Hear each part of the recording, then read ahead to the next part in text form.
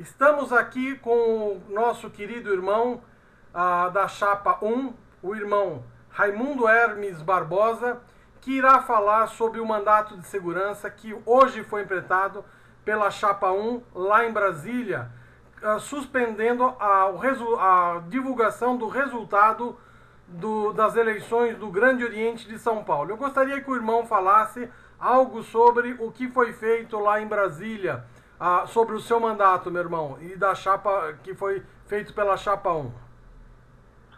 Boa noite, meu irmão Túlio, boa noite a todos os irmãos da jurisdição. É com muita alegria que, uma vez mais, participo desse programa tão assistido por todos nós que participamos da nossa entidade. Lamentavelmente, o processo de apuração deixou algumas lacunas da totalização. Isso foi requerido e foi indeferido. Nós tivemos também situações como de chapas que não haviam sido homologadas, ao contrário, impugnadas com a anuência, com a concordância de todas as chapas do Ministério Público e do próprio Tribunal, e ao depois, por uma decisão simplesmente para atender uma manifestação do Ministério Público em relação a duas lojas, acabou estendendo e apurando a todas as lojas em prejuízo até da Chapa 1, até porque ela impugnou, não concordou e também não participou dessa fiscalização e dessa totalização.